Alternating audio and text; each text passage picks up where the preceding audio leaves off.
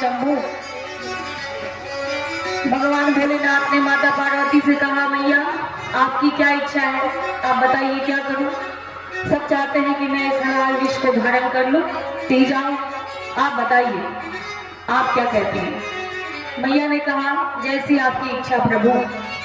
भगवान भोलेनाथ मुस्कुराए और बोले, आपकी भी यही इच्छा है कि मैं इस विष को धारण कर लूं। और इतना कह के भगवान भोलेनाथ ने मुख को खोला और उस विष को अपने मुख में धारण किया, गले में ही रख लिया, क्योंकि अगर गले से नीचे जाता तो कहाँ है, हृदय में भगवान श्री राम विराजमान है। और मुख के अंदर गले तक उस विष को रखा और जब विष को धारण किया तो मुख में विष धारण करने के बाद बोल दिया जय श्री राम। और जय श्री राम बोलने के बाद उस हलाल विष से सभी का उन्होंने कल्याण किया। जो समस्त प्राणियों की रक्षा के लिए उन्होंने इस हलाल विष को धारण किया। मंगलवार देखा जाए तो भगवान हनुमान जी का दिन, जो अति बलशाली है, जिन्होंने भगवान राम का काम किया, भगवान राम के कार्य को करके पूरे जन जन में उनका नाम आज गूंज रहा है। भगवान हनुमान जी ने अपने सीने को भी फाड़ कर दिखा दिया, चीर के दिखा दिया कि हमारे सीने में भगवान श्री राम और मां जानकी विराजमान है। राम काज किए बिना मोहि कहां विश्राम। भगवान के कार्य को किए बिना उन्हें चैन नहीं आती, उन्हें नींद नहीं आता था और वह नित्य भगवान श्री राम के कार्य में ही अनवरत लगा रहते थे। इसलिए भगवान हनुमान जी को क्या कहा जाता है, बजरंग बली हनुमान हनुमान, तेरो जग में डंका बाज रहा। बजरंग बली हनुमान हनुमान, तेरो जग में डंका बाज रहा। बजरंग बली हनुमान हनुमान, तेरो जग में डंका बाज रहा। तन पे तेरो लाल लगोटा, तन पे तेरो लाल लगोटा, हाथ में तेरो मोटा मोटा सोना, हाथ में तेरो मोटा मोटा सोना। तेरो रोम रोम, तेरो रोम मेरा श्री राम, तेरो जग में डंका बाज रहा। बजरंग बली हनुमान, तेरो जग में डंका बाज रहा। बोली हनुमान जी महाराज की। आपको भूख नहीं लगी होगी ना, कलश आता है ना तो भोजन भी होगा। इतनी जोर से जय बोलिए, संध्याकालीन लीला है और इस संध्याकालीन लीला में भगवान भोलेनाथ मैया पार्वती के साथ निकलते हैं घूमने के लिए। और अगर आपके इस जयकारों को उन्होंने सुन लिया तो अपनी दिशा को मोड़कर आपकी नगरी गांव में चले आएंगे। तो थोड़ा जोर से जयकारा लगाइए। कि आप देखते हैं कि भगवान आ जाए तो उनका सेवा करना पड़ेगा, उन्हें बना के खिलाना पड़ेगा, है ना। अगर नहीं डरते हैं तो जोर से हाथ उठाकर और जोर से बोलेंगे जयकारा। बोलेगा आपकी माता की, परम पूज्य गुरुदेव की, वंदनीय माता जी की। इस प्रकार से रविवार, सोमवार, मंगलवार, अब बुधवार को भगवान गणेश की पूजा आराधना साधना की जाती है। जो विघ्नों को हरने वाले, संकट को दूर करने वाले प्रथम पूज्य गणेश। विघ्नेश्वराय वरदाय सुरप्रियाय, लंबोदराय सकलाय जगद्धिताय, नागाननाय श्रुतियज्ञ विभूषिताय, गौरी सुताय गणनाथ नमो नमस्ते। विघ्नों को दूर करने वाले हमारी माताएं बहनें गणेश चतुर्थी की व्रत भी करती हैं। संकट को दूर करने के लिए, अपनी संतति के रक्षा के लिए, अपने सुहाग की रक्षा के लिए, घर में सुख सौभाग्य आरोग्य प्रदान हो, इसके लिए भगवान गणेश की पूजा माताएं बहनें गणेश चौथ के रूप में करती हैं। और भगवान गणेश प्रथम पूज्य हैं। सबसे पहले भगवान गणेश की पूजा होती है, तभी अन्य पूजा आप कर सकते हैं। सत्यनारायण भगवान गणेश की कथा भी होता है तो पहले गौरी गणेश की पूजा की जाती है। किसी भी पूजा में पहले भगवान गणेश का पूजन होता है। गणनायक के गुण गाओ, देवों में प्रथम मनाओ। गणनायक में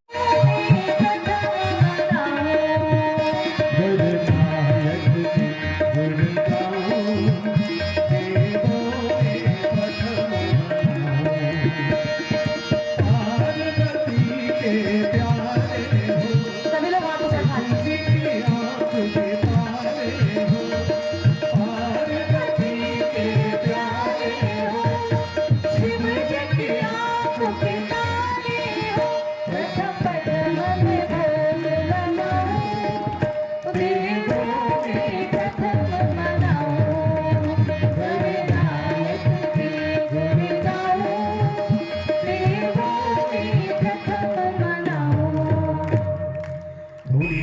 महाराज की।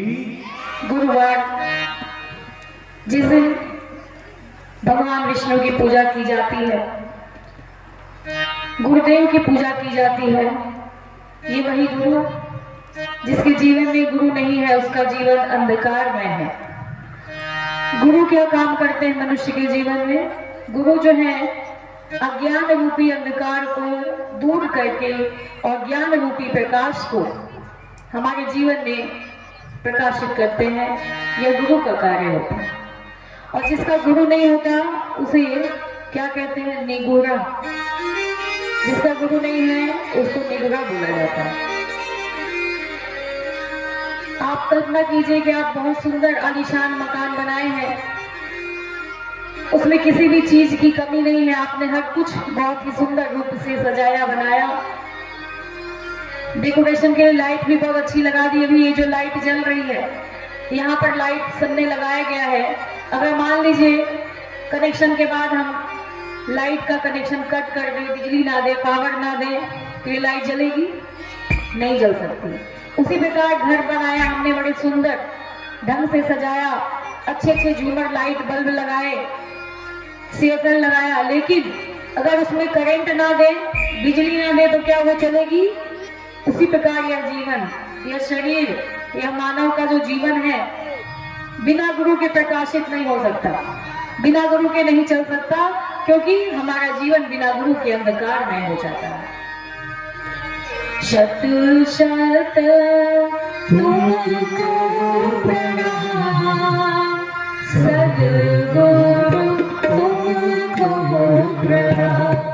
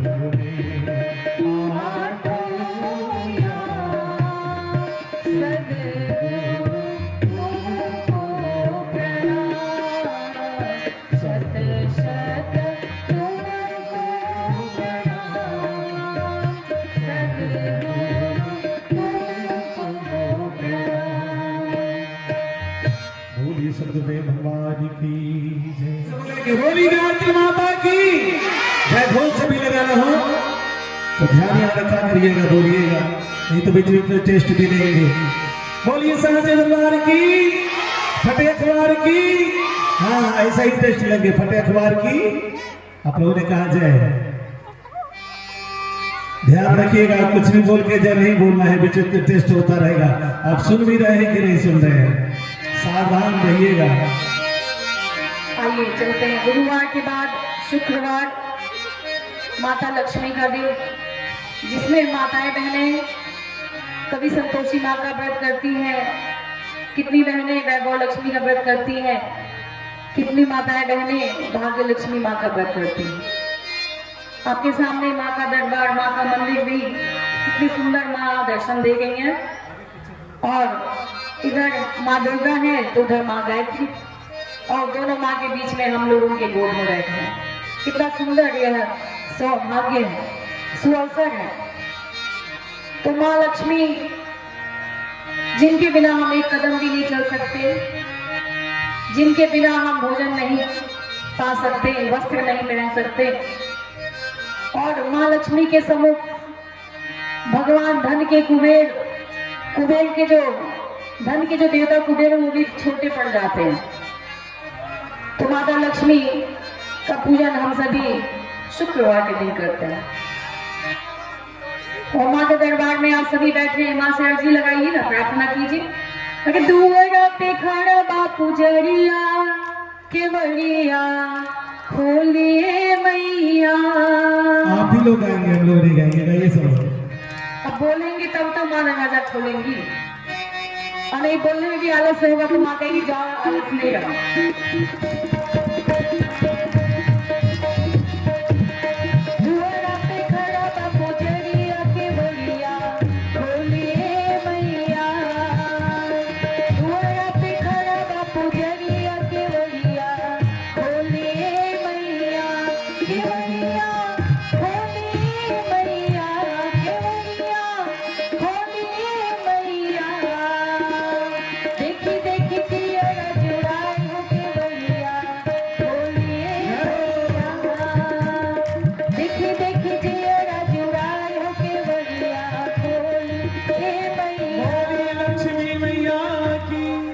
जो न्याय के देवता भगवान शनिदेव का दिन है, और ये 2024 भी भगवान शनिदेव का ये पूरा साल या 2024 शनिदेव का ही है। जिसके ऊपर ढैया है, जिसके ऊपर शनि की 7.5 है, जिसके ऊपर पनौती है, पनौती का मतलब 5 वर्ष, तो उसको इस पूरे साल बच के रहना होगा। क्या करना होगा? गायत्री मंत्र का जप करना होगा। सबसे हर रोग का एक इलाज, सारे रोग का, हर समस्या का एक ही इलाज है, और उसका क्या नाम है? गायत्री। अक्षर 24 परम पुनीता, बसे शास्त्र सुपीता, ग्रह नक्षत्र ब्रह्मांड घनेरे, सब गतिवान तुम्हारे तेरे। ग्रह नक्षत्र ब्रह्मांड घनेरे, सब गतिवान तुम्हारे तेरे। कैसे भी ग्रह नक्षत्र हो, कितने भी काली साया क्यों ना हमारे ऊपर आ गई हो, और यदि हम माँ गायत्री के चरणों में चले गए, अपने जीवन को माँ के चरणों में समर्पित कर दिया, और माँ को अपने उंगली को थमा दो, कहते माँ हमारे इस हाथ को आप पकड़ लीजिए। क्योंकि माताएं बहनें छोटे बच्चों को लेकर मेला में जाती तो जोर से हाथ पकड़ती है कि कहीं ये हाथ छुआ के भाग न जाए, और बच्चा कभी माँ का हाथ पकड़ ले तो छोड़ सकता है, लेकिन माँ जब हाथ पकड़ती है ना तो कुछ भी हो जाए वो अपने बच्चे के हाथ को नहीं छोड़ती। उसी प्रकार माँ से कह दीजिए माँ आप मेरे हाथ को पकड़ लीजिए, चाहे कुछ भी हो जाए, और इस जीवन में आप मुझे मत छोड़िएगा। हम आपके चरणों में अपने जीवन को समर्पित करते हैं, और माँ के चरणों में जाकर जीवन को सदा के लिए माँ को बोल दीजिए कि मैया मैं आपके चरणों में आई हूँ, और हमारे इस बचे जीवन का आप ही एक सहारा हो। अब सौंप दिया इस जीवन का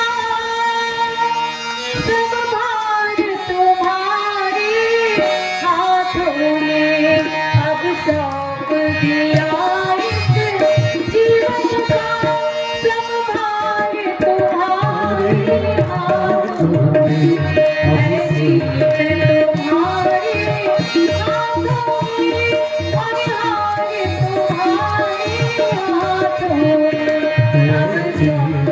तुम्हारे हाथों में और हाथ तुम्हारे हाथों में, अब सौंप दिया इस जीवन का। अब जीत हो या हार हो, ये सब आपके चरणों में समर्पित है। अगर मैं जीत गई तो आपकी जीत, अगर मैं हार गई तो आपकी हार। जब परमात्मा के चरणों में, परमात्मा के गोद में अपने को समर्पित कर दिया, फिर वो परमात्मा, वो माँ गायत्री, वो गुरुदेव हमारे जीवन को पार लगाएंगे और हमारे जीवन की अब बागडोर, जीवन की नैया गुरुदेव के हाथों में। इन 7 दिनों के बाद भी बहुत सारी पूजा है, व्रत है, प्रतिपदा है, नवरात्रि है, भैया दूज है, हरियाली तीज है, गणेश चौथ, बसंत पंचमी, सूर्य षष्ठी, इसके पश्चात भी सत्यनारायण व्रत की कथा, एकादशी की कथा, प्रदोष की कथाएं, भागवत पुराण की कथाएं, अनंत कथाएं, हरि अनंत हरि कथा अनंता। अब इतने कथाओं के बाद, इतने पुराणों के बाद इस पावन प्रज्ञा पुराण की आवश्यकता क्यों आता है? जब भगवान गणेश के गुणों को बताना हुआ, जब भगवान गणेश के महिमा को प्रतिपादित करना हुआ, तो गणेश पुराण की रचना की गई। भोलेनाथ की महिमा का बखान करना हुआ तो शिव पुराण की रचना हुई। उसी प्रकार माँ की रचना की गई देवी भागवत पुराण के रूप में। सारे देवी देवताओं का बखान करने के लिए पुराणों की रचना हुई।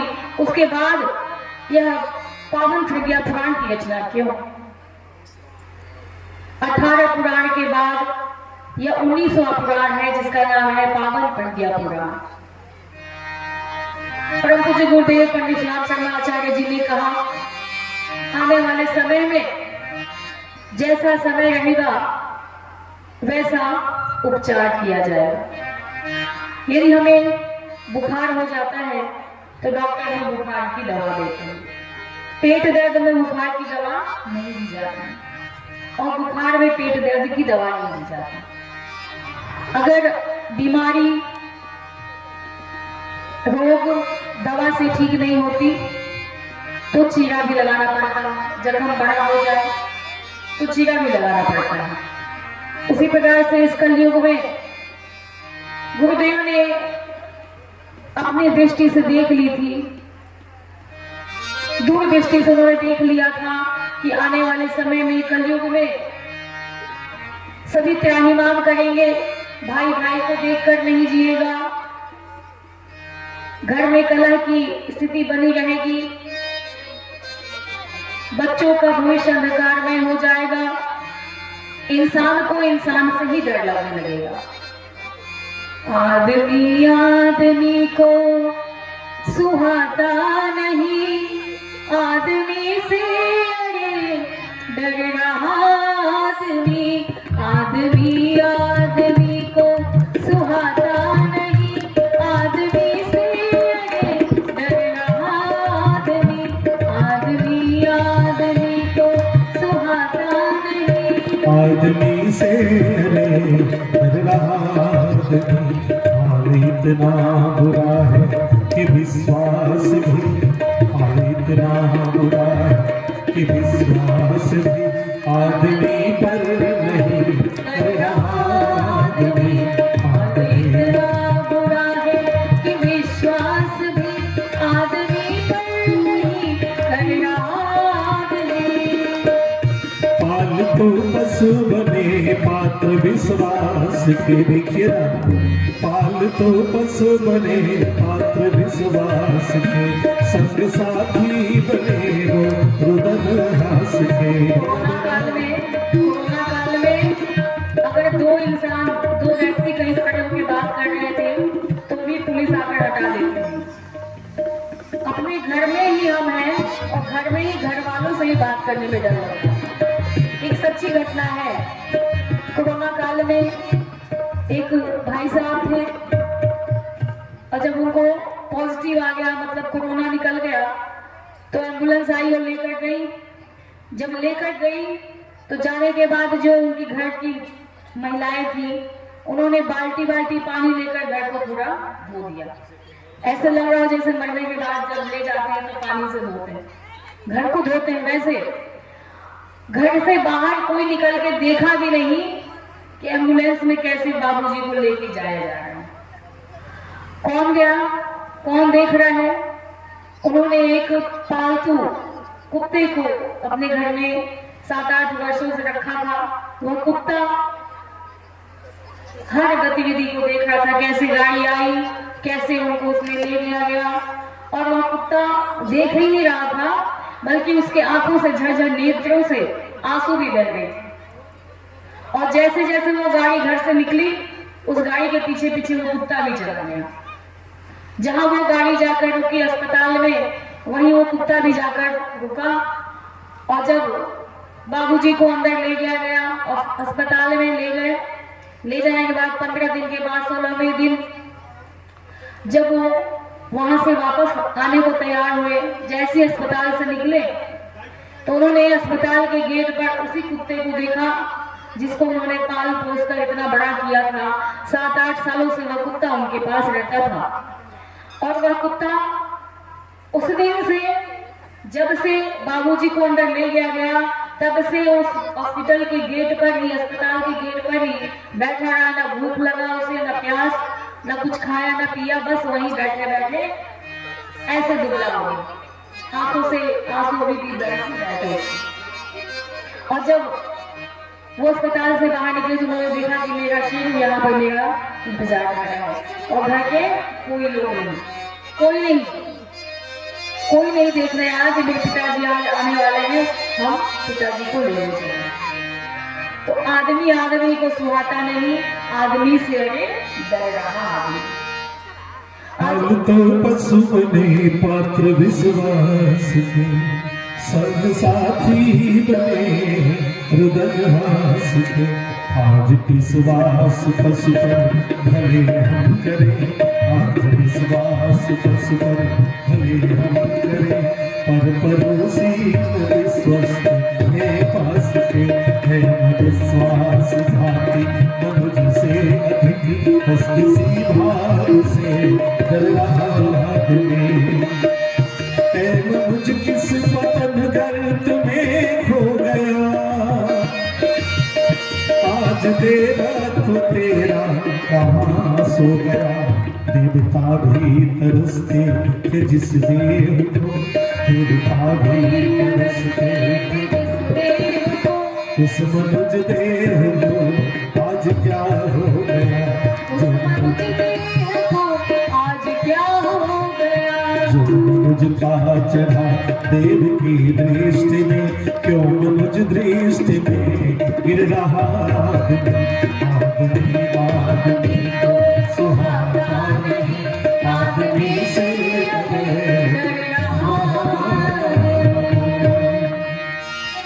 आज इंसान को क्या हो गया? आज इंसान के पास किसी भी चीज की कमी नहीं। व्रत, पूजा पाठ, दान धर्म सब करते हैं, परंतु फिर भी हमारे मन में शांति क्यों नहीं, हमारे मन में प्रसन्नता क्यों नहीं? और सबसे बड़ी बात तो यह है कि आज मनुष्य अपने हाथों में सभी देवताओं को रख लिया। अब आप सोचेंगे सभी देवता को हाथ में? बिल्कुल, सभी देवताओं को हाथ में रख लिया है मनुष्य ने। कैसे? आप एक बटन दबाते हैं तो मोटर चलता है, पानी आता है कि नहीं? वरुण देवता आ गए। जैसे ही गैस का लाइटर ऑन किया, अभी तो लाइटर वाला भी सिस्टम खत्म हो गया, बस नॉब को ऑन कीजिए, गैस चूल्हा जलने लगा, अग्नि देवता हाजिर हो गए। बटन को दबा दिए, फैन चलने लगा, कूलर चलने लगा, एसी चलने लगा, पवन देवता हाजिर हो गया। आपके हाथ में है कि नहीं सारे देवता? 7 समुद्र पार भी जो हमारे अपने गए हैं, उनको आप वीडियो कॉल से बात करके देख लेते हैं। आज विज्ञान इतना तरक्की कर गया, आज साइंस इतना आगे बढ़ गया आप जो चाहो वो करते हो, लेकिन एक काम नहीं हो पाता, और वो क्या है? शांति। मन में शांति नहीं है, चैन नहीं है। किसी न किसी बात को लेकर हम हमेशा परेशान ही रहते हैं। कभी किसी वस्तु को जुटाने में, कभी फ्रिज को लाने में, कभी कूलर को लाने में, कभी गाड़ी को लाने में, कभी घर को बनाने में, कभी दुकान को बनाने में, कभी ड्रेसिंग टेबल को लाने में, कभी डाइनिंग सेट को लाने में, कभी सोफा सेट को लाने में मनुष्य हर चीज को जुटाया, सारे चीज को सेट करता चला गया, लेकिन अपने क्या हो गया? अपसेट। हर सामान को सेट करता चला गया, अपने को ही कर दिया अनसेट। परम पूज्य गुरुदेव ने अपनी दूरदृष्टि से देख लिया था कि आने वाले समय में मनुष्य के पास हर चीज होगा, सारी सुख सुविधाएं होंगी, लेकिन मनुष्य के पास सुख नहीं होगा, शांति नहीं होगी, चैन नहीं होगा, नींद नहीं होगी। नींद के लिए भी उसे गोली खाकर सोनी पड़ेगी। साधन में सुख नहीं बाबरे, सुख तो अंदर हो। लाख साधनों को पाकर भी सुखी हुआ नहीं तो, सुखी हुआ नहीं तो। बाबरे दृष्टि बदल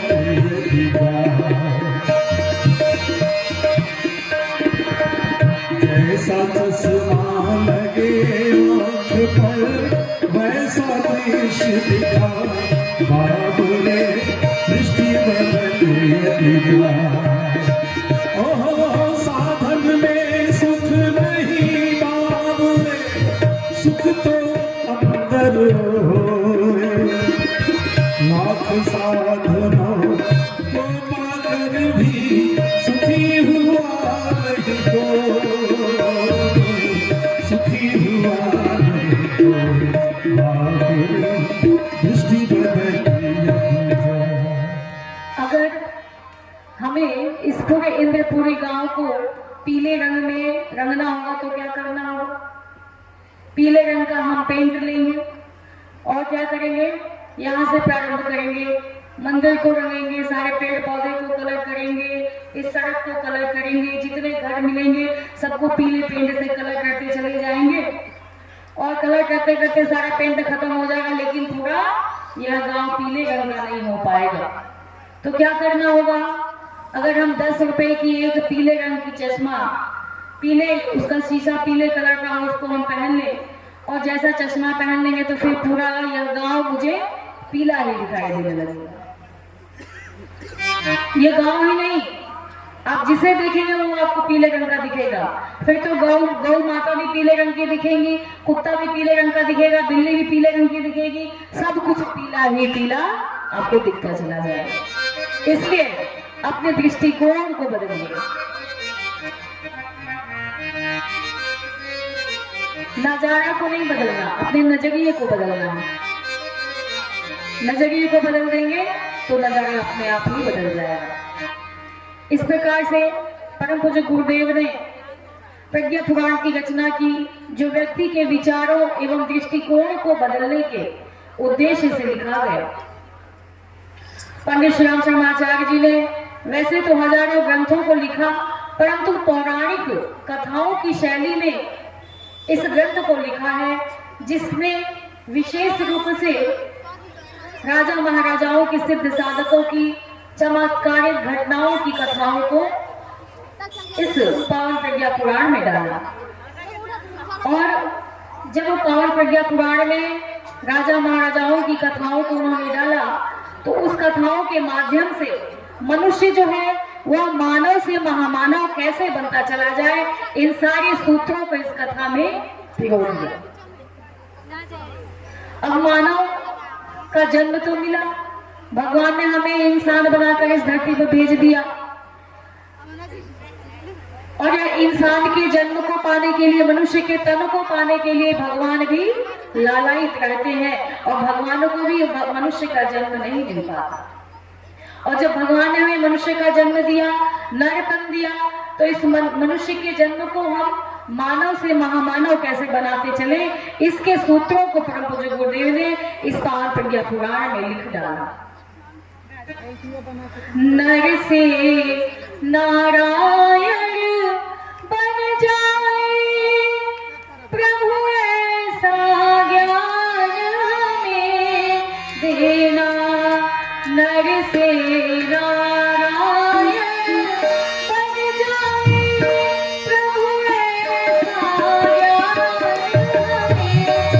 देना।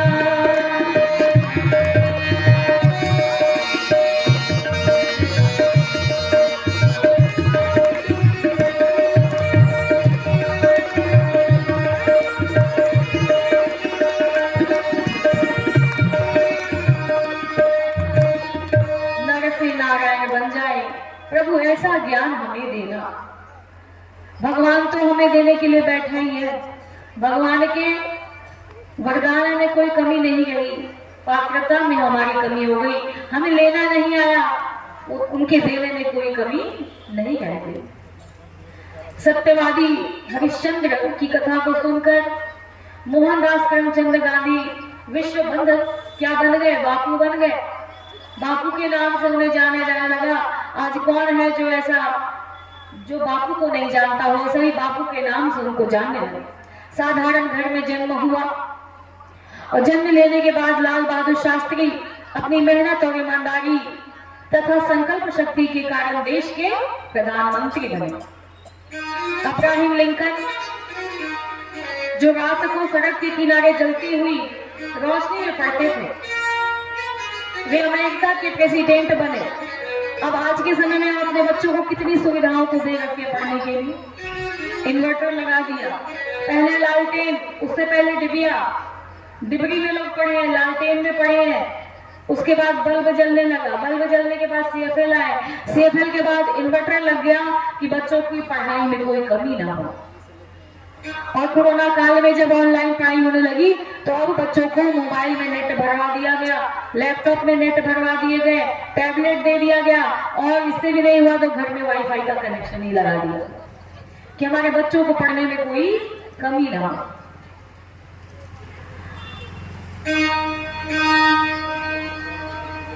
लाल बहादुर शास्त्री तो सड़क के स्ट्रीट लाइट में पढ़कर प्रधानमंत्री बन गए। अतः सद्बुद्धि को जगाने के लिए नवीन संदेश देने वाले इस पावन प्रज्ञा पुराण की कथा को आइए हम सभी ध्यान लगाकर सुने और मन को, चित्त को इस पावन प्रज्ञा पुराण की कथा में लगाए। कथा में लगाने के बाद सुनकर अपने चित्त में उतारे, समझे और उस रास्ते पर चल पड़े। यह प्रज्ञा पुराण पूछे गुरु जी को प्यारा है, यह प्रज्ञा पुराण, यह प्रज्ञा पुराण मुझे गुरु जी को प्यारा है। यह प्रज्ञा पुराण मुझे गुरु जी को प्यारा है। इसकी जगमग ज्योत से सारा जग उजियारा है, सारा जग उजियारा है। यह प्रज्ञा पुराण मुझे गुरु जी को प्यारा है। यह प्रज्ञा पुराण।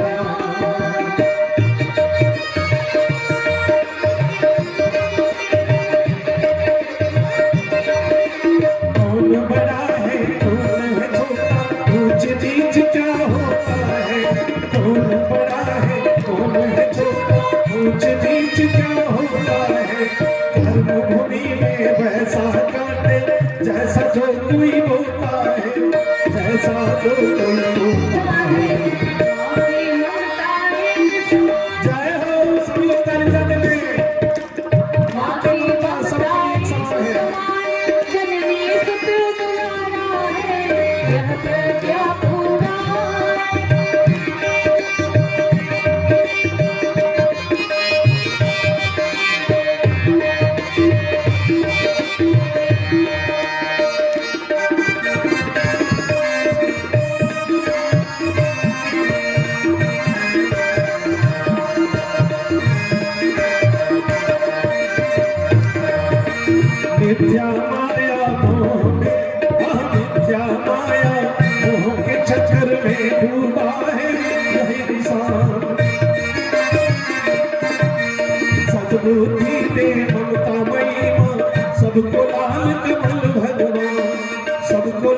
कमल भगवान नर नारी एक समान। परम पूज्य गुरुदेव ने नारा लगाया, नर और नारी एक समान, नर और नारी एक समान, यही हमारा नारा है, नर और नारी एक समान। तुझको देखो प्यारा, इसकी जगमग ज्योत से सारा जग उजियारा है, हम सारा जग उजियारा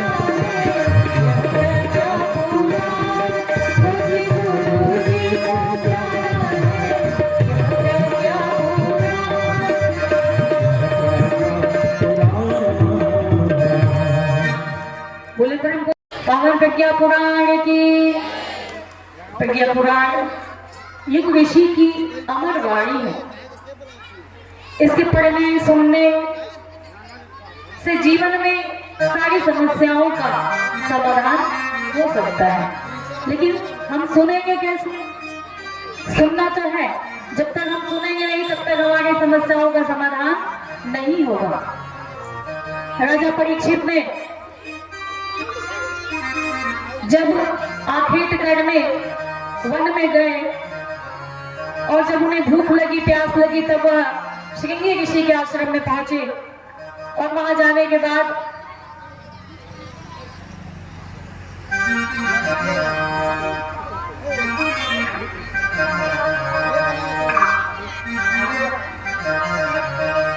आखेट करते हुए पहुंचे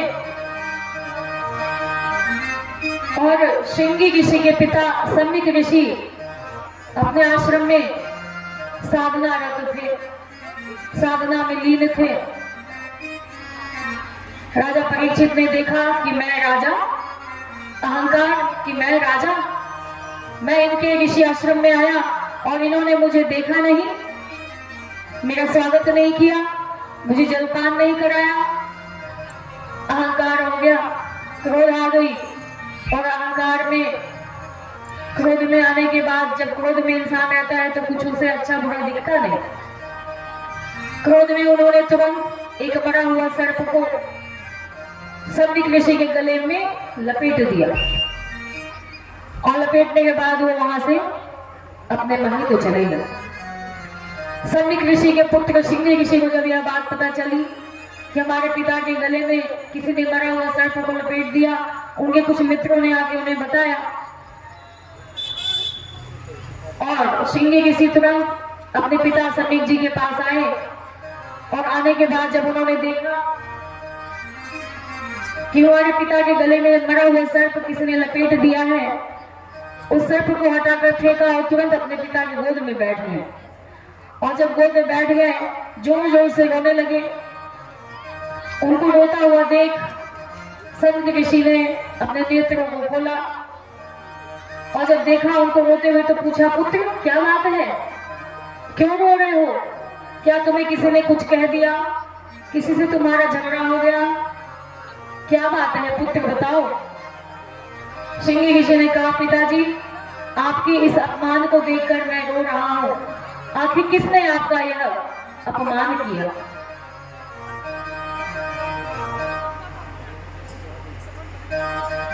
श्रृंगी ऋषि ने कहा, कोई बात नहीं पिताजी, जिस भी इंसान ने आपका यह अपमान किया है मैंने भी उसे छोड़ा नहीं है, मैंने भी उसे श्राप दे दिया है। जैसे ही उनको पता चला कि उनके पिता के गले में मरा हुआ सर्प को लपेट दिया है, उन्होंने तुरंत यमुना का जल उठाकर और श्राप दे दिया कि जिस किसी ने भी मेरे पिता के गले में मरा हुआ सर्प लपेटा है, आज से 7वें दिन तक्षक नाग के डसने से, उसी सर्प के डसने से उसकी मृत्यु हो जाएगी जिसने हमारे पिता के गले में मरा हुआ सर्प को लपेटा। इस बात को जैसे ही सम्मिक ऋषि ने सुना वो तो पागल हो गए क्रोध में, तुरंत घोड़े से उतार दिया। श्रृंगी ऋषि को कहा, ये क्या किया नादान बालक, जिसको बचाने के लिए भगवान स्वयं मां के गर्भ में जाकर उनकी रक्षा की थी। उत्तरा के गर्भ में राजा परीक्षित जब बालक के रूप में थे, गर्भस्थ थे, गर्भस्थ शिशु को बचाने के लिए भगवान श्री कृष्ण ने अंगूठे के बराबर अपना रूप कर लिया और मां के गर्भ में प्रविष्ट होकर राजा परीक्षित की प्राणों की रक्षा की थी। जिस प्राणी की रक्षा करने के लिए भगवान स्वयं मां के गर्भ में पधारते हैं और उसकी तुमने श्राप के माध्यम से उसे मारने को श्राप दे दिया, ये तुमने अच्छा नहीं किया। और जैसे ही यह बात राजा परीक्षित को पता चली, उनके सिर पे सोने का मुकुट था जो कि लूट कर खसोट कर चोरी करके लाया हुआ था। और जैसा कि कहा गया है कि कलयुग में स्थान सोने में मिला हुआ है, सोने को, और उस सोने को जब उस मुकुट को, स्वर्ण मुकुट को जब राजा परीक्षित ने पहना तो उनका मन मस्तिष्क जो है काम करना बंद कर दिया। और जैसे ही उस मुकुट को उन्होंने उतारा, अपने महल में पहुंचने के बाद तुरंत उन्हें भान होता है, ये मैंने क्या कर दिया, कैसे मेरे से ये पाप हो गया, मैंने ऋषि के गले में मरा हुआ सर्प को लपेट दिया। जब स्वर्ण का मुकुट उतारते हैं तो उन्हें पता चलता है कि मैंने यह गलत कार्य कर दिया। कलयुग का स्थान स्वर्ण में, और मुकुट पहनने के बाद मति बुद्धि भ्रष्ट हो गई। मुकुट को उतारते हैं तो पता चलता है, तभी समीक जी के द्वारा भेजे गए कुछ संतों ने जाकर राजा परीक्षित को बताया कि प्रभु राजन, आपको श्राप मिल गया है कि आज से 7वें दिन आपकी मृत्यु हो जाएगी, तो आपको समीक ऋषि ने अपने आश्रम में बुलाया है, आप यथा शीघ्र चले। इतना सुनते ही राजा परीक्षित समीक ऋषि के पास, ऋषि आश्रम में पहुंचते हैं, चरणों में गिर जाते हैं, कहते हैं प्रभु मुझे क्षमा कीजिएगा, मेरे ऊपर कलयुग सवार हो गया था, इसलिए मेरा भला बुरा को समझ नहीं पाया और मैंने आपके गले में मरा हुआ सर्प को लपेट दिया। अब आप मुझे ये बताइए कि मरना तो है मुझे आज से 7वें दिन, ऐसा मैं क्या करूं जिसे मुझे मोक्ष मिल जाए। समीक ऋषि ने बोला, यदि तुम्हें मोक्ष पाना है तो तुम्हें भागवत की कथा सुननी है। और जब भागवत की कथा उनको सुननी थी, जब आप भागवत की कथा सुनेंगे तो उसे विस्तार से आपको सुनने को मिलेगा। सुखदेव जी ने उन्हें यह कथा सुनाई थी और राजा परीक्षित ने सारे लोभ मोह, सारी चिंताओं को छोड़कर भागवत रूपी कथा को श्रवण किया। और जब कथा को श्रवण किया तो विमान आया और उनको लेकर गया।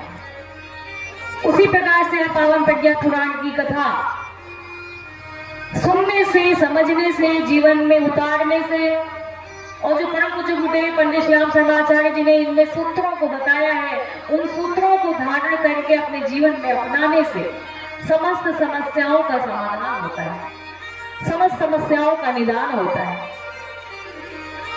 प्रथम खंड लोक कल्याण जिज्ञासा प्रकरण है, दूसरा खंड मानव जीवन को पशुता से उठाकर देवत्व की ओर ले जाना, तीसरे खंड में भगवान पंडित श्यामाचार्य जी ने परिवार निर्माण, नारी जागरण एवं शिशु निर्माण के ऊपर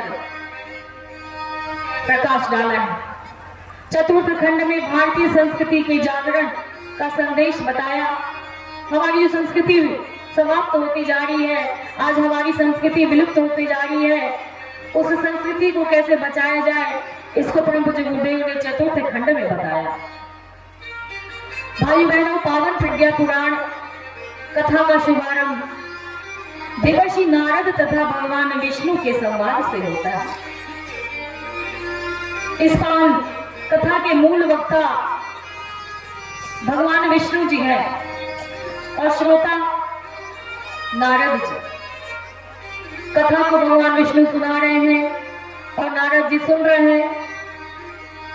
नारद जी ने यह कथा महाकाल को सुनाई, महाकाल ने ऋषि परशुराम जी को सुनाया और उन्होंने दादा गुरु को सुनाया तथा दादा गुरु ने गुरुदेव आचार्य पंडित श्याम शर्मा आचार्य जी को सुनाया।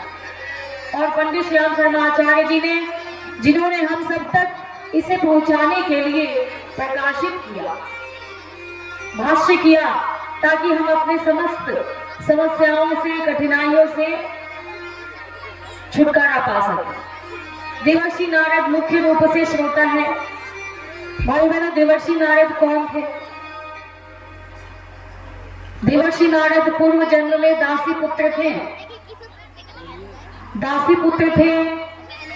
उनकी माँ जूठे बर्तनों को धोकर, कपड़ों को धोकर अपने पुत्र का लालन पालन किया करती थी।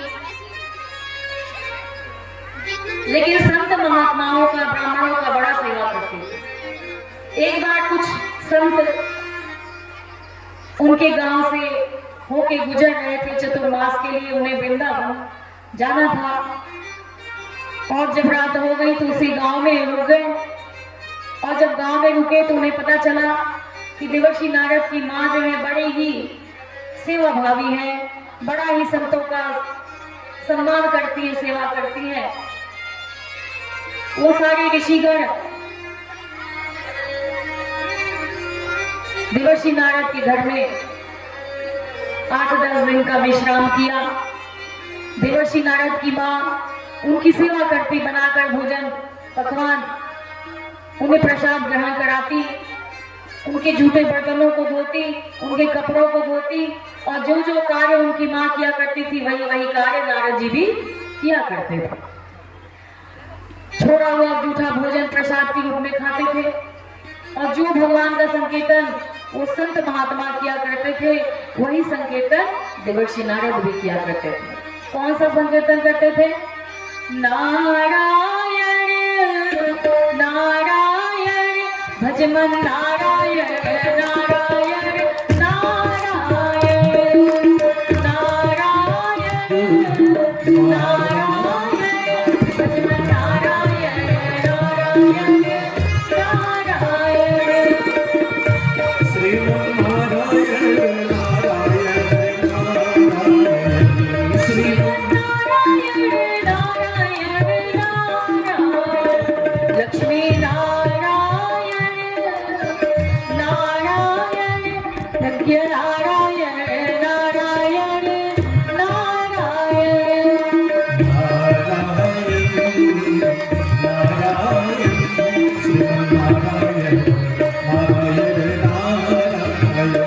लक्ष्मी नारायण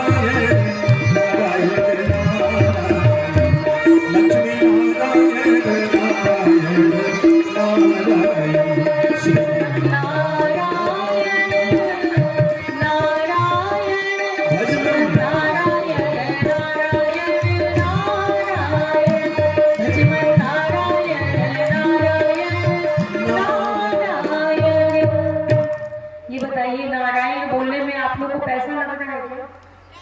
नारायण बोले पैसा लगता का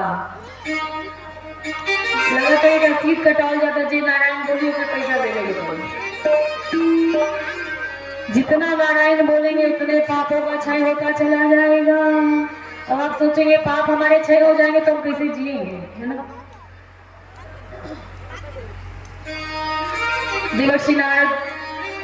देवर्षि नारद के पूर्व जन्म की कथा आप सुन रहे हैं। देवर्षि नारद कैसे बने, देवताओं में भी कैसे पूजे जाने लगे, इसकी कथा को आप सुनिए। कैसे वो देवर्षि नारद बने, ये पूर्व जन्म की कथा है। भगवान का संकीर्तन किया करते थे और जब 8-10 दिन बीत गया, सारे साधु संत देवर्षि नारद के घर से जाने लगे। तो देवर्षि नारद छोटे से बालक थे, 8 साल के, 7 या 8 साल के थे। वो भी उनके साथ जाने को तैयार हो गए।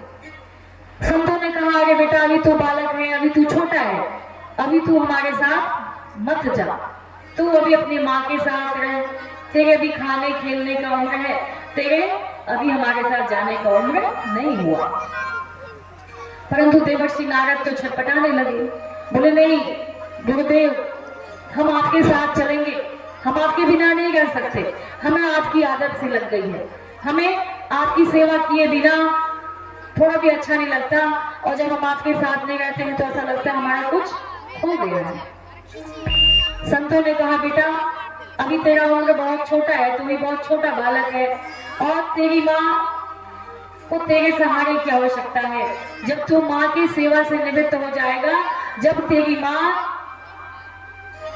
इस दुनिया से चली जाएगी, क्योंकि तू एकमात्र सहारा है अपनी माँ का, जो जब तू अपनी माँ की सेवा से निवृत्त हो जाएगा तब तू मेरे पास आना। बहुत समझाया संतों ने, देवर्षि नारद मानने को तैयार नहीं हो रहे थे। बहुत समझाया और कहा हम जो मंत्र तुम्हें दे के जा रहे हैं, जो तुम्हें भगवान का नाम दे के जा रहे हैं, तुम इसका संकीर्तन करना और भगवान का नाम लेना, और जब तू माँ की सेवा से निवृत्त हो जाएगा तो तू हमारे पास चला आना। इतना कह के सभी साधु संत वहां से चल दिए और देवर्षि नारद भगवान का नाम लेते रहते, गौ की सेवा किया करते, माँ जो बोलती वैसा कार्य किया करते। धीरे धीरे समय व्यतीत हुआ। एक समय की बात है, देवर्षि नारद की माँ शाम के समय में गौ दूहन के लिए बाल्टी और रस्सी लेके, बाल्टी और डोरी लेके चलती गाय दूहन के लिए। और गाय दूहने के लिए जब वो निकलती है घर से, सड़क पे जा रही हैं, सड़क पे जाते समय एक सर्प के डसने से उनकी माँ की मृत्यु हो गई। और जैसी उनकी माँ की मृत्यु हुई, देवर्षि नारद के मित्रों ने घर में आके बताया कि तेरी माँ को सर्प ने डस लिया है, काट लिया है, जिसके काटने से तुम्हारी माँ मर गई। और जैसे ये बात देवर्षि नारद ने सुना कि उनकी माँ मर गई, इतना सुनते ही वो इतने खुश हो गए। जैसे सुना कि माँ मर गई, तुरंत याद आया मुझे तो जाना होगा गुरुदेव के पास। आज के समय में अगर कोई सुन ले हमारी माँ चली गई, हमारे घर में किसी का ऐसा हो गया, तो हम रोने लगते हैं, विलाप करने लगते हैं, ऐसा लगता है हमारे भी प्राण चले जाए, छटपटा जाते हैं। लेकिन देवर्षि नारद प्रसन्न हो गए। क्यों? क्योंकि वो माँ के सेवा में लीन थे और उन्हें ये बात याद थी जो संतों ने कहा था कि जब तू माँ की सेवा से निवृत्त हो जाएगा तब तू हमारे पास चले आना। देवर्षि नारद ने तुरंत अपने हंसी को, अपनी खुशी को रोका कि ये सब क्या कहेंगे कि इसकी माँ मर गई, ये हंस रहा है, ये खुश हो रहा है, ये प्रसन्न हो रहा है। तुरंत कंट्रोल किया और तुरंत अपनी माँ के पास गए। और वहां जाने के बाद जब अपनी माँ को उन्होंने देखा है, माँ को उठा के लाए, उनका अंतिम संस्कार किया और सब कुछ करने के बाद जब वो खाली हो गए तब चल दिए वन को, जहाँ साधु संतों ने बताया था कि इस दिशा, पूर्व दिशा में हम जाएंगे, उत्तर दिशा में जाएंगे, तुम भी उधर ही हमारे पास चले आना। देवर्षि नारद उस उत्तर दिशा की ओर चल दिए और जब जाने लगे तो घनघोर जंगल में तपस्या करने को लीन हो गए। और तपस्या करते करते करते करते एक दिन अपने नेत्रों को बंद किए हुए हैं, तपस्या में बैठे हैं, भगवान का नाम ले रहे हैं, भगवान का संकीर्तन किए जा रहे हैं। ओम नमो भगवते वासुदेवाय, ओम नमो भगवते वासुदेवाय, ओम नमो भगवते वासुदेवाय, ओम नमो भगवते वासुदेवाय, ओम नमो भगवते वासुदेवाय, ओम नमो भगवते वासुदेवाय, ओम नमो भगवते वासुदेवाय। भगवान का संकीर्तन कर रहे हैं, भगवान का नाम ले रहे हैं और संकीर्तन करते करते, साधना करते करते जब कुछ समय व्यतीत हो गया, अपने नेत्रों को बंद किए हुए हैं। और जब नेत्रों को बंद किए हुए हैं तभी उन्हें भगवान का दर्शन हुआ। वो काली कमली वाला, पीत पीतांबरधारी, मोर मुकुटधारी, टेढ़ी टांग वाले भगवान श्री कृष्ण का दर्शन हुआ। एक झलक भगवान ने दिखाया और दिखाते ही दृश्य को हटा दिया। और जैसे ही दृश्य को हटाया, देवर्षि नारद ने तुरंत अपने नेत्रों को खोला और आगे पीछे, ऊपर नीचे, दाएं बाएं, यहाँ वहां, इधर उधर चारों तरफ भगवान को खोजने लगे। किसको? उसी को जिस रूप को भी उन्होंने नेत्रों को बंद करते हुए एक प्यारी सी झलक को देखा। फिर से उस झलक को देखने के लिए वो व्याकुल हो गए, छटपटाने लगे कि कहाँ गए वो भगवान, मुझे फिर से उनको देखना है। रोने लगे, विलाप करने लगे, प्रभु यदि आपको जाना ही था तो आपने दर्शन क्यों दिया? यदि आपको मुझे एक पल का दर्शन देना था तो आपने ऐसा क्यों किया? मुझे अभी आपको और देखना है, हमारी नजरों ने भी आपको देखा नहीं। विलाप करने लगे जोर जोर से, तभी आकाशवाणी हुई। आकाशवाणी हुई, भगवान ने कहा, बालक जितनी तेरी पात्रता थी उतना हमने तुम्हें दे दिया, जितनी तेरी साधना थी उतना हमने तुम्हें दर्शन दिया। अब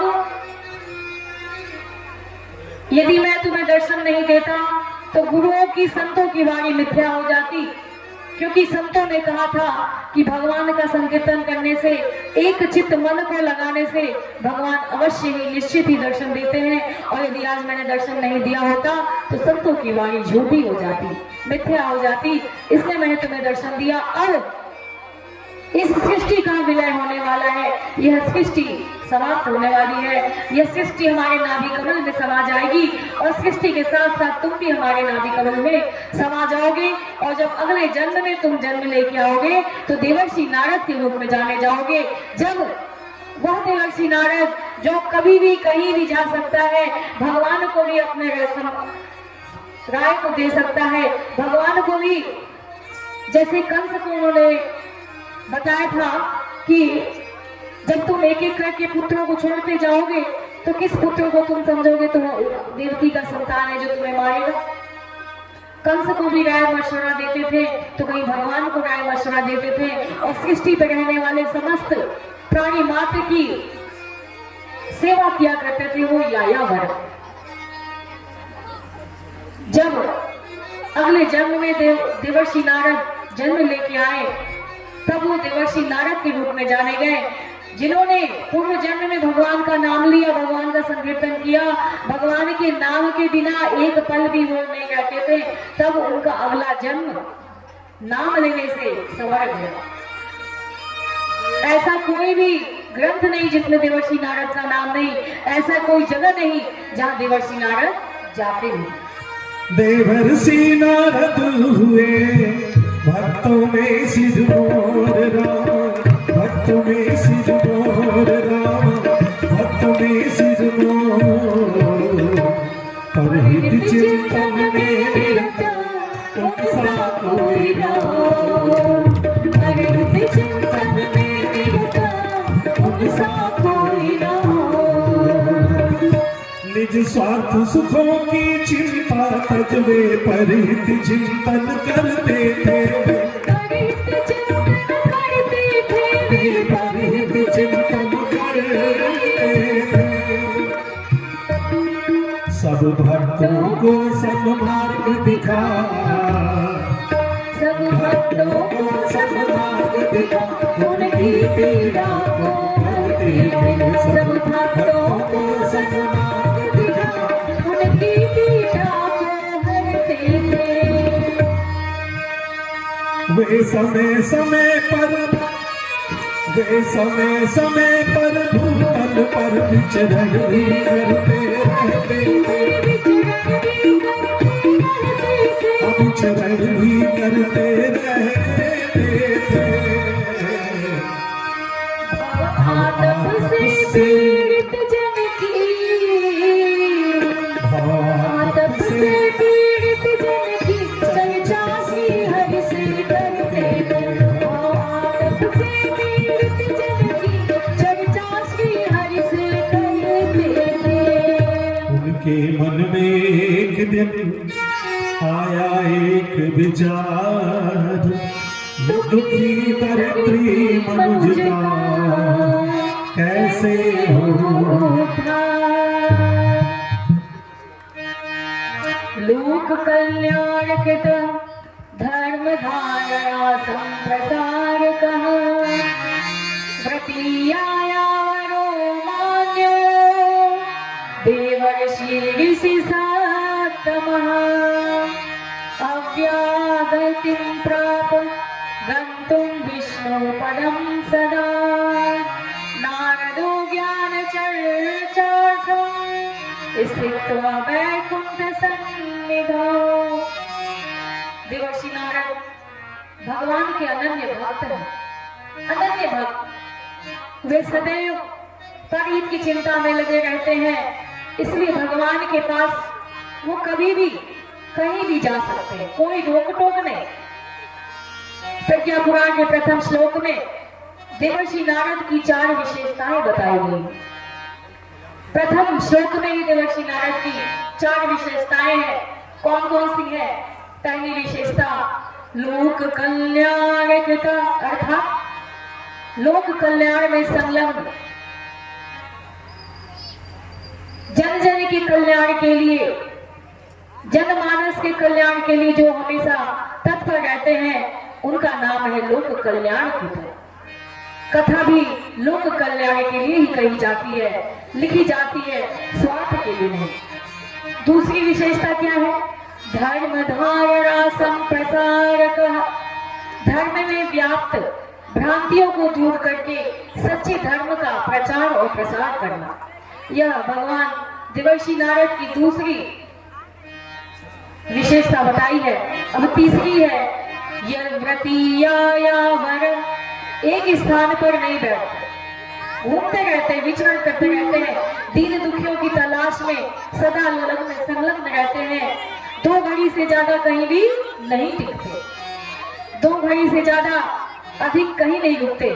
चौथी विशेषता है अव्याहत गति, किसी भी समय कहीं भी जा सकते हैं। इन समस्त विशेषताओं से विभूषित होने के कारण देवर्षि भगवान का, देवर्षि नारद जो है भगवान के अति प्रिय है। इनके विषय में पुराणों में अनेक कथाएं हैं जो आपने सुनी होगी और सुनने को मिलती है। एक बार इसी प्रकार जब देवर्षि नारद ने सुना कि पृथ्वी पर आज बहुत अच्छी अच्छी बातें सुनने को मिल रही है कि बटन दबाता है मनुष्य तो पवन देवता हाजिर हो जाते हैं, बटन दबाते हैं अग्नि देवता हाजिर हो जाते हैं, बटन दबाते वरुण देवता हाजिर हो जाते हैं। क्या दृश्य होगा ना पृथ्वी पर। आज मनुष्य आसमान में उड़ रहा है एरोप्लेन में, 7 समुंदर पार भी वीडियो कॉल से बात करके देख ले रहा है। आज मनुष्य विज्ञान ने बहुत ही चमत्कार दिखाए हैं और इन तमाम चमत्कारों को सुनकर देवर्षि नारद को बहुत इच्छा हुई क्यों ना हम भी पृथ्वी पर जाकर इन दृश्यों को देखें। और यह सोचते हुए देवर्षि नारद पहुंच जाते हैं धरती लोक पर। भगवान का नाम लेते हुए, भगवान का संकीर्तन करते हुए देवर्षि नारद धरती लोक पर पहुंच गए। नारायण नारायण श्रीमन्नारायण नारायण नारायण नारायण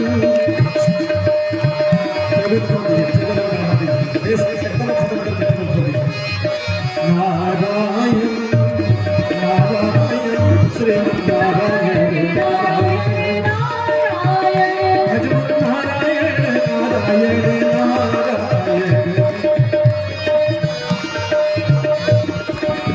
लक्ष्मी नारायण लक्ष्मी नारायण श्रीमन्नारायण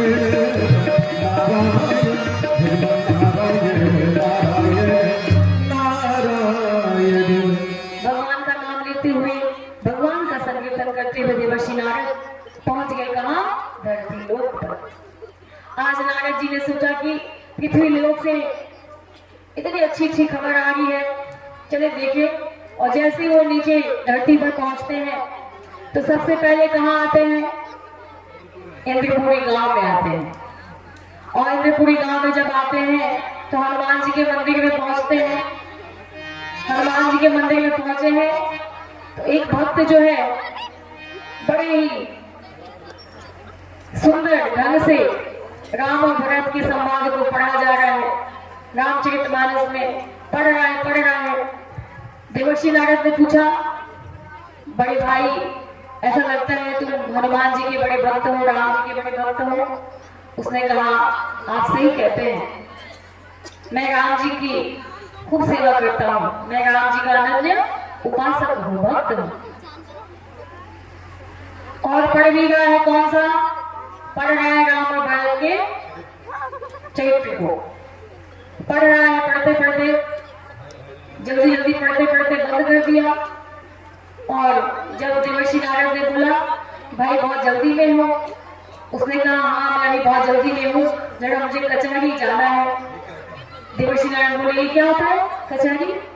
अरे ये कचहरी वही है जहाँ पर हम एक दूसरे का मुकदमा ठोकते हैं, एक दूसरे के ऊपर मुकदमा करते हैं।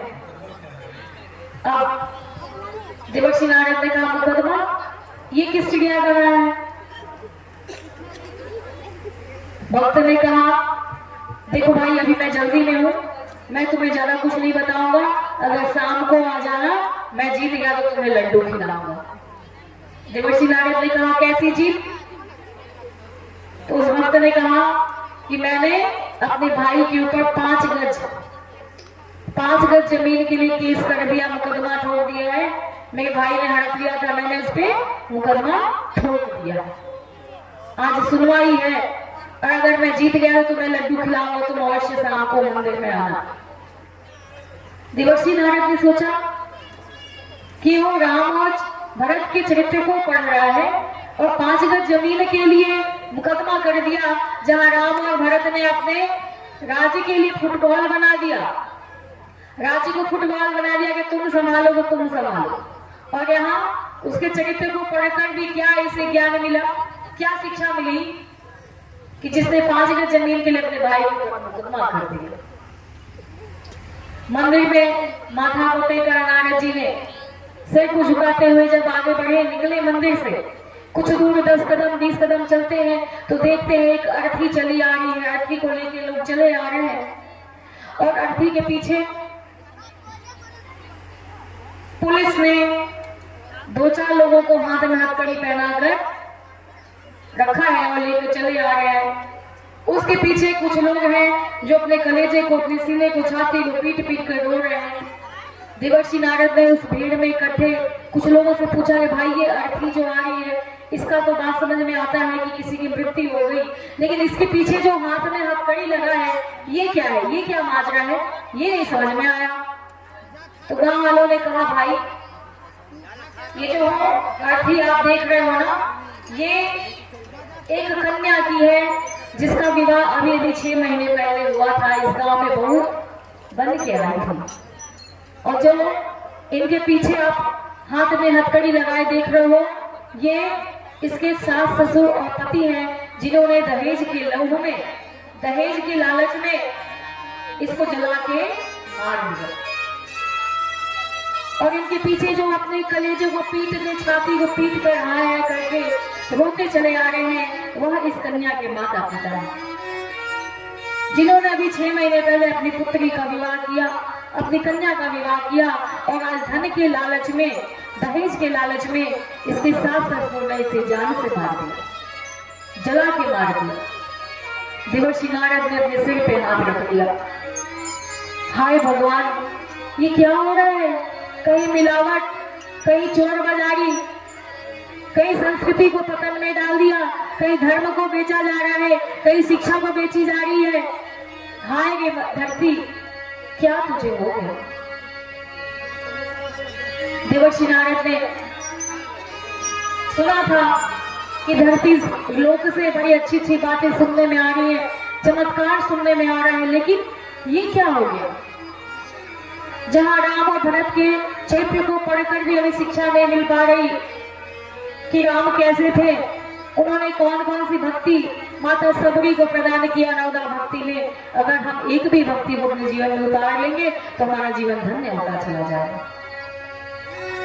भगवान कृष्ण की पूजा करते हैं। भगवान कृष्ण ने अपना जीवन किस तरह से बिताया और कारागार में जन्म होने के बाद भी जब वो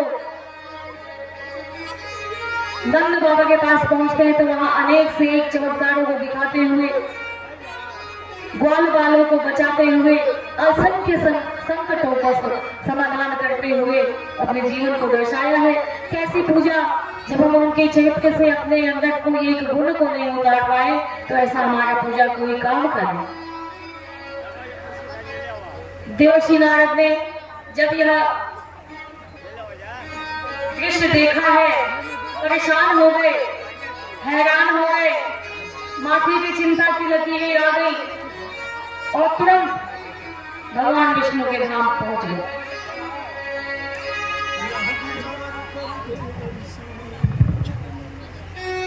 यह विचार कर देवर्षि पहुँचे बैकुंठ धाम राम, पहुँचे बैकुंठ धाम। और श्री नारायण को किया श्रद्धा सहित प्रणाम, श्री नारायण को किया श्रद्धा सहित प्रणाम। हंस कर पूछा तब श्री हरि ने, कहिए ऋषि कैसे आए हैं। हंस कर पूछा तब श्री हरि ने, कहिए ऋषि कैसे आए, कहिए ऋषि कैसे आए हैं। है कहाँ कहाँ पर भ्रमण किया, है कहाँ कहाँ पर भ्रमण किया, और क्या संदेश लाए हैं। है कहाँ कहाँ पर भ्रमण किया, और क्या संदेश लाए हैं। कारण जो भी हो प्रकट करे, कारण जो भी हो प्रकट करे। यात्रा के कष्ट उठाने का, यात्रा के कष्ट उठाने का, यात्रा के कष्ट उठाने का। कहिए अब क्या कुछ काम पड़ा, कहिए अब क्या कुछ काम पड़ा, वैकुंठ लोक में आने का। कहिए अब क्या कुछ काम पड़ा, वैकुंठ लोक में आने। नारद जी कुछ दुखी दिखाई देते हो, मुखमंडल क्यों मुरझाया है। कुछ दुखी दिखाई देते हो, मुखमंडल क्यों मुरझाया है। मुखमंडल क्यों मुरझाया है। क्या कहीं स्वयंवर है फिर से, क्या कहीं स्वयंवर है फिर से शादी को मन ललचाया। क्या कहीं स्वयंवर है फिर से शादी को मन ललचाया। नारद जी कहने लगे, हे हरि दया निधान, अंतर्यामी आप हो क्यों बनते अनजान। एकदा हृदये तस्य जिज्ञासा समुपस्थिता, ब्रह्मविद्यावगाहाय काल उच्चैस्तु प्राप्यते। सामान्यानां जनानां तु मनसः सा स्थितिः सदा, चञ्चलास्ति न ते कर्तुं समर्थानिकं क्वचित्। जब देवर्षि नारद पृथ्वी लोक की स्थिति से व्याकुल होकर विष्णु लोक पहुंचे, तो नारायण नारायण की ध्वनि सुनकर माता लक्ष्मी अपने प्रभु से कहा, उठिए भगवान, देवर्षि नारद जी आए हैं। भगवान ने उठकर नारद जी का सम्मान किया। भगवान बोलिए गायत्री माता की। ये गाना गाए आप लोग गाइए। आदमी, बोलिए आदमी वो ही गौआ होता है। बोलिए कौन? आदमी वो ही गौआ होता है, कथा में जो बातें करता है। आदमी वो ही कौआ, अगले जन्म में कौआ में जन्म होगा। सोच लो, बातचीत बिल्कुल नहीं। ध्यान करिए, बोलिए गायत्री माता की। एक बार जोर से ताली बजाइए सब लोग। ध्यान करिए, अब नानी गाँव का कहानी तो कल से परसों से करिएगा।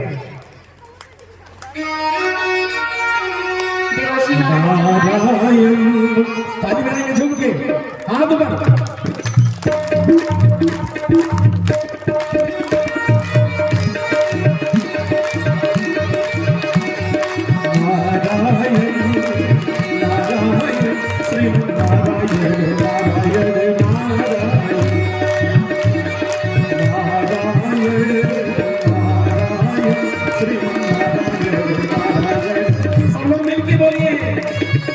लक्ष्मी नारायण नारायण नारायण।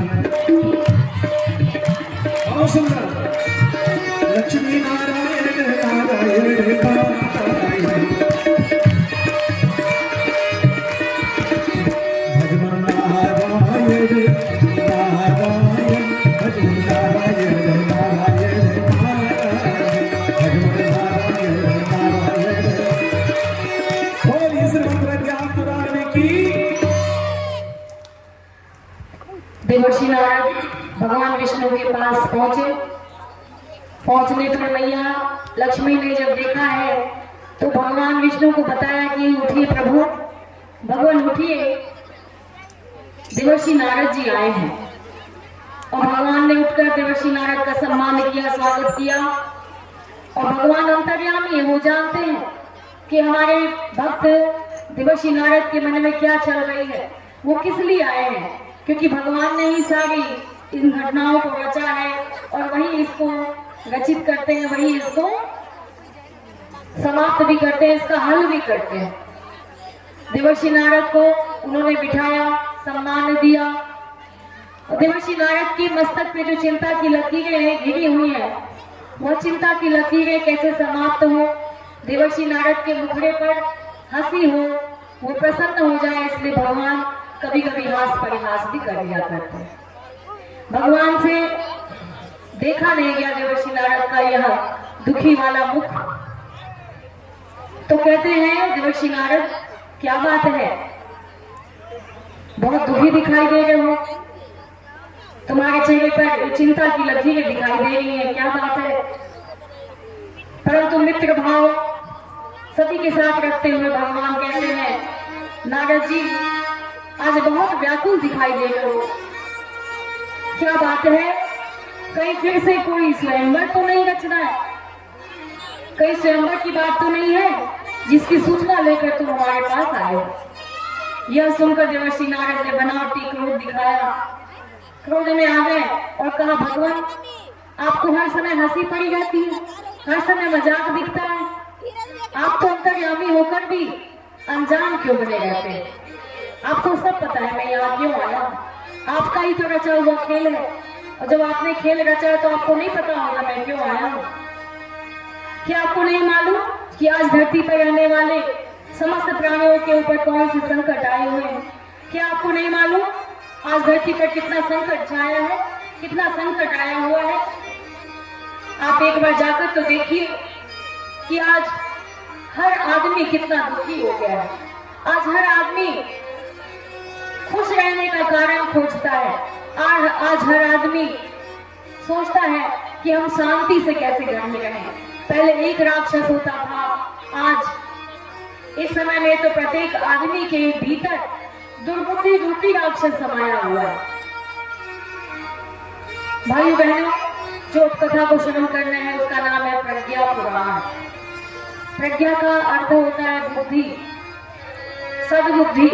जो हमारे अंदर बुद्धि है ना, वो कुबुद्धि में परिवर्तित हो गई है, और इस कुबुद्धि को सही करने के लिए, सही मार्ग दिशा दिखाने के लिए, दिशाधारा दिखाने के लिए इस पावन प्रज्ञा पुराण की रचना परम पूज्य गुरुदेव पंडित श्याम शर्माचार्य जी ने की। हमारी कुबुद्धि सद्बुद्धि में परिवर्तित हो जाए और यह बुद्धि प्रतिष्ठ बुद्धि में परिवर्तित हो जाए, इसलिए इस पावन प्रज्ञा पुराण को हम सुनने यहाँ बैठे हैं, जो परम पूज्य गुरुदेव पंडित श्याम शर्माचार्य जी ने लिखा।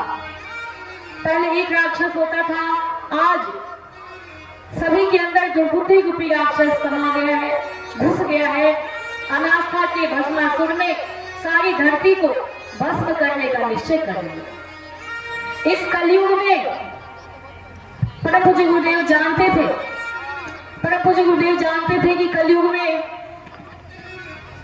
सभी मनुष्य की बुद्धि जो है वो कुबुद्धि में परिवर्तित हो जाएगी और दुर्बुद्धि रूपी राक्षस सभी के अंदर समाकर हाहाकार मचाएगा, द्वंद्व करेगा। इसलिए परम पूज्य गुरुदेव ने पावन प्रज्ञा पुराण की रचना की।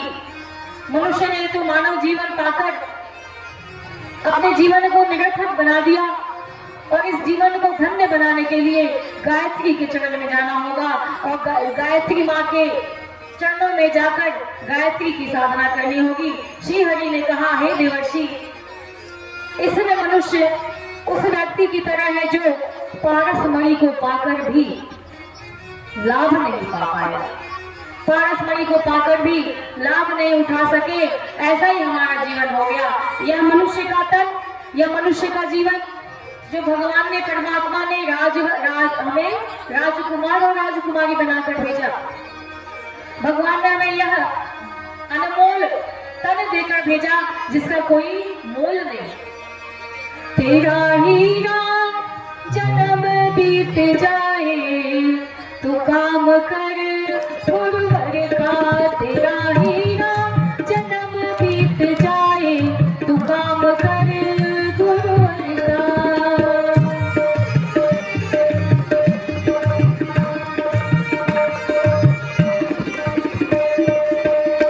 तेरा हीरा जन्म बीत जाए तू काम कर गुरुवर का। हीरा जन्म बीत जाए तू काम कर गुरुवर का। गुरुवर का रे गुरुवर का, गुरुवर का रे गुरुवर का। कब हंसा अरे जो समय बचा है ना, जो बीत गया वो तो बीत गया। कितने भी नाम को रगड़ लो, कितने भी सिर को पटक लो, नहीं आने वाला। लेकिन जो समय बचा है उस समय को बना लो। जो समय बचा है उस समय को भगवान के लिए लगा दो, क्योंकि वो कब हंसा तेरा उड़ जाए तू काम कर गुरुवर का। कब हंसा तेरा उड़ जाए तू काम कर गुरुवर का। तेरा हीरा जन्म बीत जाए जन्म कर प्रभु जी का।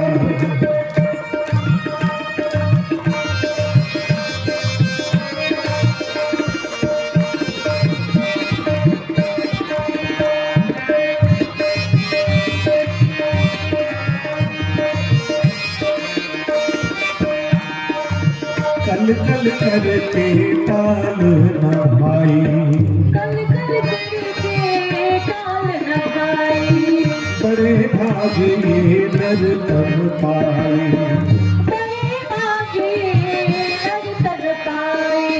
कर दे जग में नेक कमाई रे। कर ले जग में नेक कमाई। काम बदलिया सिर पे छाए। काम बदलिया सिर पे छाए। आज भटक भटक मर जाए काम कर गुरुवर का। तेरा हीरा जन्म बीत जाए काम कर गुरुवर का।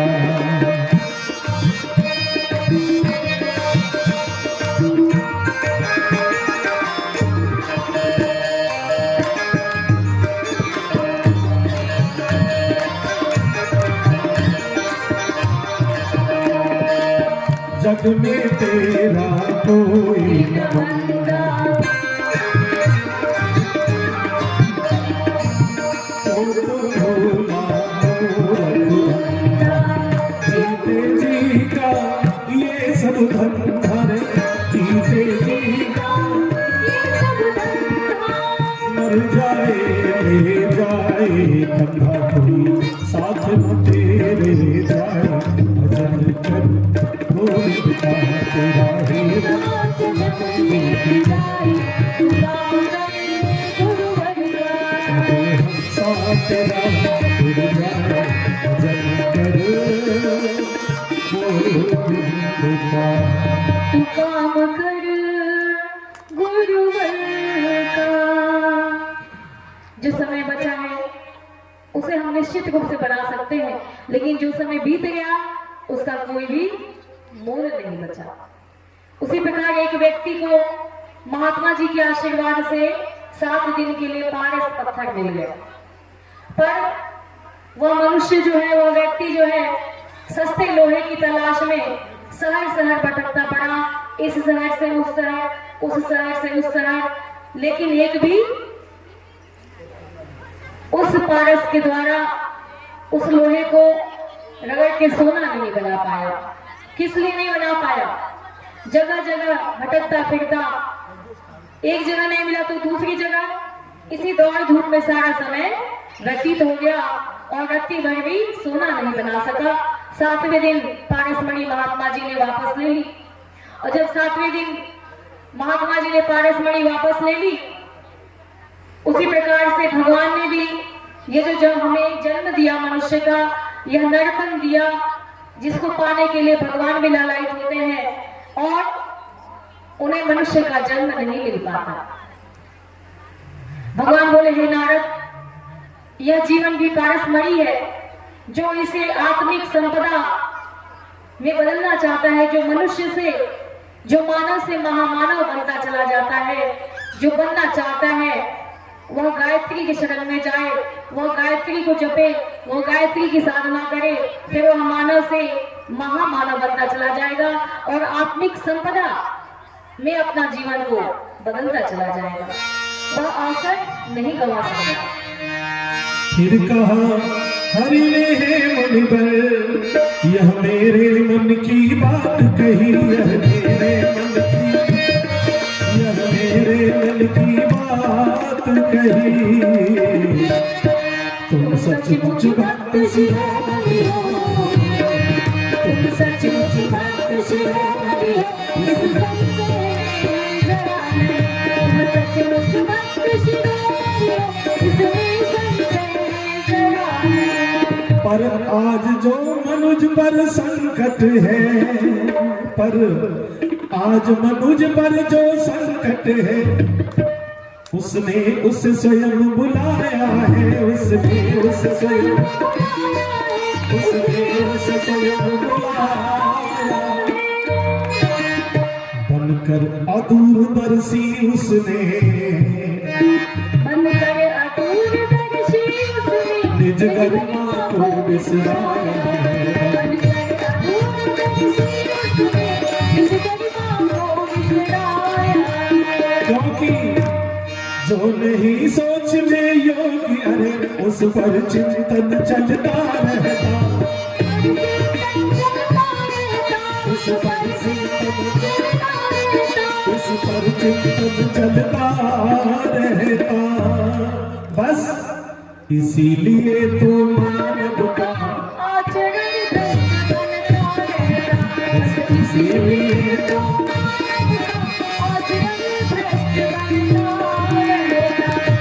चिंतन से बढ़ती चाह, गलत जो जैसा सोचता और करता है वैसा ही बन जाता है।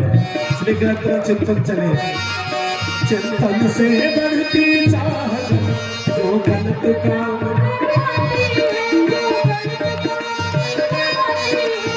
गलत काम करवाती है, लेकिन जो करेंगे वो तो भरना पड़ेगा। जब कर्म भोग बन कर रसते गए हो, जब कर्म भोग बन कर जब कर्म भोग बन कर रसते, तब बात समझ में आती है। उदास बोले ऋषि दीन बंधु भगवान, पूर्व प्रतिज्ञा करो, कुछ जिज्ञासा नारदस्याथ ज्ञात्वा समोदे हरिः, उवाच च महर्षि त्वमाथ जन्मे मनीषितम्, अचिन्त्य चिन्तना जाता अयोग्याचरणास्तथा, फलतः रोग शोक कार्तिक कलह क्लेशनाशजा। देवर्षि के वचन सुनकर भगवान बहुत प्रसन्न हुए और कहने लगे, हे देवर्षि श्रेष्ठ, सचमुच आप भक्त शिरोमणि हैं, जो अब भी आप पृथ्वी पर रहने वालों के दुख से दुखी हैं।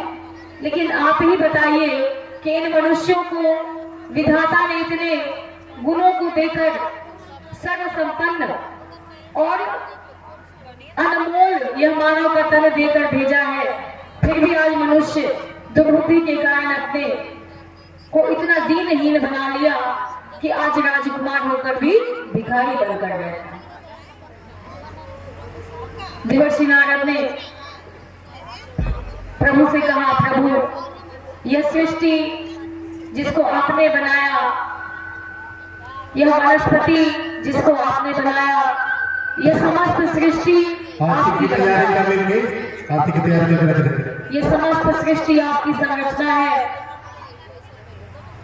अगर आपकी सृष्टि में तनिक भी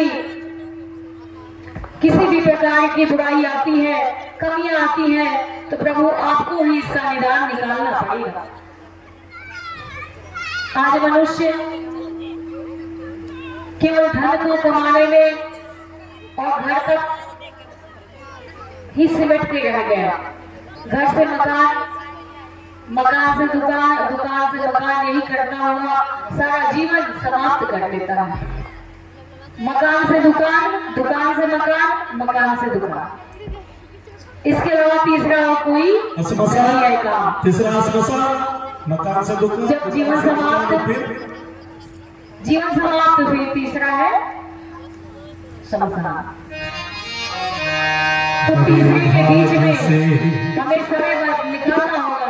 2 के बाद 3 है ना, तो 3 के बीच में चौथा बना दीजिए श्मशान को। तीसरा गुरु के कार्य में अपने आप को बताइए, गुरु का नाम लीजिए, भगवान का काम कीजिए, और जब आप भगवान का काम करेंगे तो निश्चित रूप से भगवान आपके कार्य को बना दीजिएगा।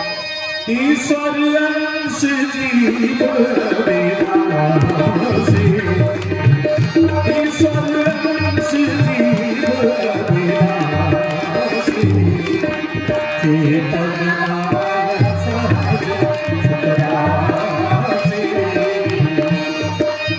सब माया बस धाय गोसाई, बदलो कीट परगट की माई, बदलो कीट परगट की माई। जो नहीं सोचना हम उसी को सोचते हैं, जहाँ नहीं जाना हम वहीं जाते हैं, जो कार्य नहीं करना हम उसी कार्य को करते हैं, और जो भोजन करने योग्य नहीं हम उसी को अपने इस मंदिर रूपी शरीर के अंदर डालते हैं। बहुत सारे भाई बहन पूछते हैं कि दीदी हम क्या करें जिससे हमारे घर में शांति हो, हम क्या करें जिससे हमारे परिवार में प्रसन्नता हो, आपस में सभी हंसी और प्रेम के साथ रहें। भाई बहनों, आप सब जानते हैं कि जैसा खाएं अन्न वैसा बने मन, जैसा अन्न हम खाते हैं वैसा ही मन हमारा बढ़ता चला जाता है। यदि अन्न में दोष है तो हमारे द्वारा किए गए कार्यों में दोष हो जाएगा। तो क्या करें? एक प्रोफेसर साहब थे, उन्होंने अपनी बेटी को विदेश में पढ़ने भेजा, और जब विदेश में पढ़ने भेजा तो वहां उनकी बिटिया ने अपने दोस्त के साथ विवाह करने को तय कर लिया। और जब वो सोची अपने पिता को बताऊंगी तो पिता विवाह नहीं करने देंगे, तो क्यों ना अपने पिताजी को मैं पत्र लिख देती हूँ। और जब उसने पत्र लिखा अपने पिताजी को, तो लिखा, पिताजी सादर चरण स्पर्श, मैं जितेंद्र से विवाह करने जा रही हूँ और आपके आशीर्वाद की आकांक्षी हूँ। अब उनके पिता जो प्रोफेसर साहब थे, उन्होंने पत्र पढ़ा, और वो प्रोफेसर साहब हिंदी विषय के प्रोफेसर थे, हिंदी सब्जेक्ट पढ़ाते थे। उन्होंने पढ़ा, जितेंद्र ये मेरी बेटी है, मैं हिंदी का प्रोफेसर और मेरी बेटी को जितेंद्र बोलने नहीं आ रहा, वो जितेंद्र बोल रही है। उनके पिता ने ये नहीं देखा कि मेरी बेटी विवाह कर रही है, उनको ये दिख गया कि मेरी बेटी जितेंद्र के जगह जितेंद्र बोल रही है। तो जो नहीं सोचना वो सोचते हैं, जो नहीं करना वो करते हैं, जहाँ नहीं जाना हम वो जाते हैं, जो नहीं बोलना वो बोलते हैं, जो नहीं खाना वो खाते हैं। अब छोटी सी बात है, आप समझ लीजिए कि जो चीज, जो भोजन, जो प्रसाद हम परमात्मा के सामने नहीं चढ़ा सकते, भगवान को भोग नहीं लगा सकते, वह इस मन रूपी मंदिर, इस मंदिर रूपी शरीर में वह भोजन कैसे प्रसाद में बन सकता? वह प्रसाद, इस भोजन इस शरीर को कैसे चढ़ेगा? क्योंकि यह शरीर भी तो भगवान का मंदिर है, और इस शरीर को निर्मल रखना, स्वच्छ रखना, क्योंकि भगवान को सबसे पहले पवित्रता बहुत प्रिय है। जब तक हम पवित्र नहीं होंगे, तब मन से हमारे अंतःकरण, हमारी बुद्धि, हमारे बोले गए वचन शुद्ध नहीं हो तो परमात्मा उसे कभी भी स्वीकार नहीं करता। कितने भी महंगे महंगे प्रसाद फूल वाला चढ़ा दो, प्रसन्न नहीं होगा। निर्मल मन जन सोई पावा, मोहि कपट छल छिद्र न भावा।